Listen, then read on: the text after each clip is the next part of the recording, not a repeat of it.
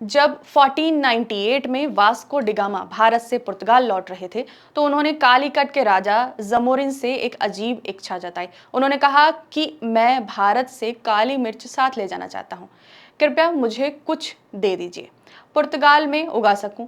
जमोरिन ने सुना और मुस्कुराते हुए जवाब दिया कि मैं आपको उसके बीज और पेड़ तो दे दूं, लेकिन क्या आप केरल की बारिश, मिट्टी और जलवायु भी साथ ले जा सकते हैं?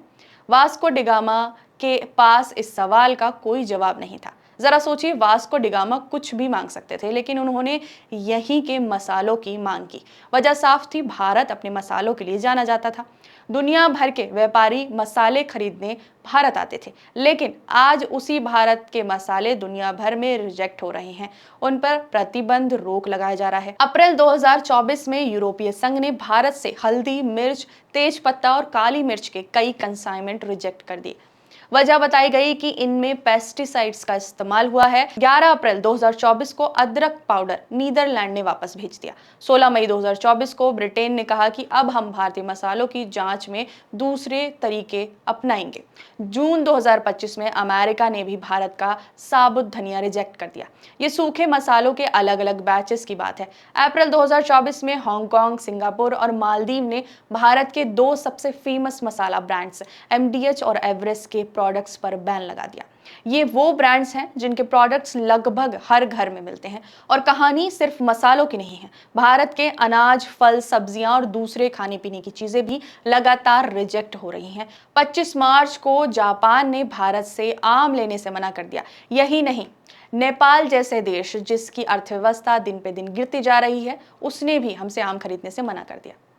इस साल 17 अप्रैल को चीन ने 3 भारतीय चावल निर्यातकों के लाइसेंस रद्द कर दिए। 2024 में ईयू के फूड सेफ्टी अलर्ट सिस्टम ने भारतीय मसालों के लिए 312 अलर्ट जारी किए। जरा सोचिए, भारत जो खेती के पैदावार में दुनिया में दूसरे नंबर पर है, दुनिया में खेती से होने वाले सामान के निर्यात में भारत की हिस्सेदारी केवल 2.4% है, क्योंकि भारत अपने उत्पादों को पैकेजिंग करके और प्रोसेस करके नहीं बेच पा रहा। अमेरिका में 25% और चीन में 50% सामान पैकेजिंग और प्रोसेसिंग के बाद बिकता है। ऐसे में जब निर्यात में मिलावट की खबरें आती हैं, तो हम दुनिया को अपना माल कैसे बेच पाएंगे? डॉलर कहां से आएगा? आदाब, मेरा नाम आयशा है और आप देख रहे हैं पब्लिक फेस। उत्तर प्रदेश के राजधानी लखनऊ के पास रहमानपुर नाम का एक गांव है। यहाँ फलों को लंबे समय तक सड़ने से बचाने के लिए वेपर हीट ट्रीटमेंट यानी कि वीएचटी सुविधा बनाई गई। इसमें फलों को खास तापमान पर रखा जाता है और गर्म भाप से गुजारा जाता है ताकि उन पर मौजूद कीड़े या लार्वा निकल जाए। फिर फलों को ठंडा करके पैक किया जाता है और निर्यात किया जाता है। वीएचटी पपीता, अमरूद, ड्रैगन फ्रूट आदि फलों को बचाने के लिए इस्तेमाल होता है। मार्च में उत्तर प्रदेश के रहमानपुर सुविधा में बड़ी संख्या में आमों पर यह प्रक्रिया चल रही थी। जब जापानी सरकार के फूड सेफ्टी अधिकारी वहां पहुंचे, पूरी सुविधा की जांच की, पूरी प्रक्रिया देखी, रिपोर्ट बनाकर जापान सरकार को दी। कुछ ही दिनों में जापान ने भारतीय आमों पर क्या किया? रोक लगा दी। जब यह खबर आई तब आमों का कंसाइनमेंट तैयार था, बड़ी संख्या में आम पैक हो चुके थे। जापानी बाजार में भारतीय आमों का इंतजार था, क्योंकि वहां पर लोग भारतीय आम पसंद करते हैं।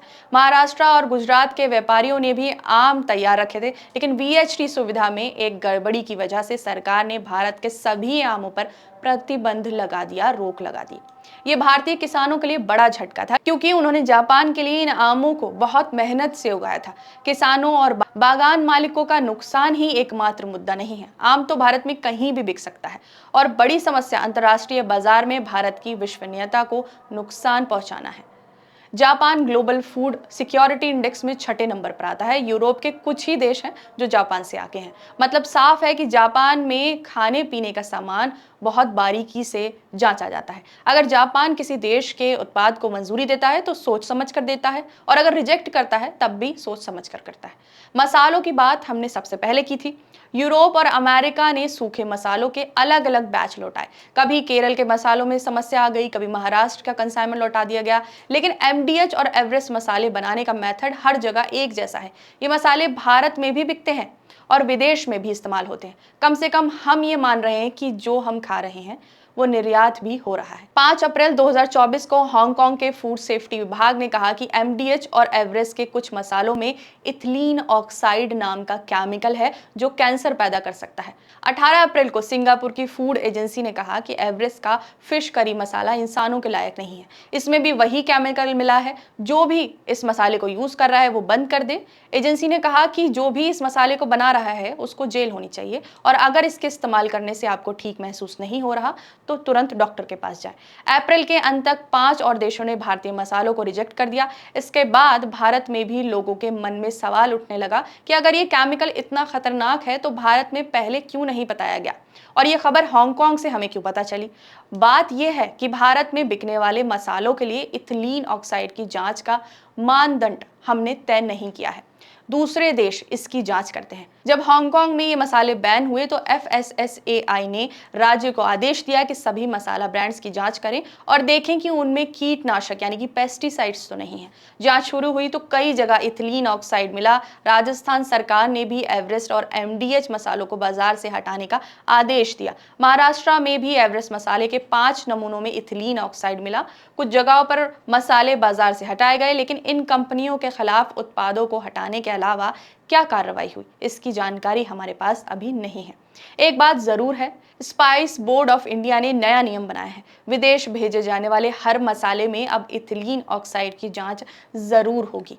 हैरानी की बात है, बल्कि परेशान करने वाली बात है कि भारत के अंदर बिकने वाले मसालों के लिए आज भी ऐसा कोई नियम लागू नहीं किया गया है। ये पुरानी सोच है कि अच्छा सामान गोरे साहब को बेच दो क्योंकि डॉलर दे रहे हैं वो, हम कोई भी कीड़ा खा सकते हैं। भारत में नियम कानून इसी तरह बनाए जाते हैं।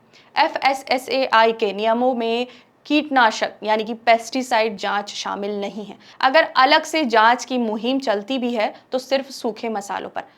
पैकेज मसालों में पेस्टिसाइड्स की कोई जांच नहीं होती। इतनी जानकारी हमें मिली है। एफएसएसएआई की इस लापरवाही पर आप क्या सोचते हैं? कमेंट्स में जरूर बताइए। बने रहिए पब्लिक फेस के साथ।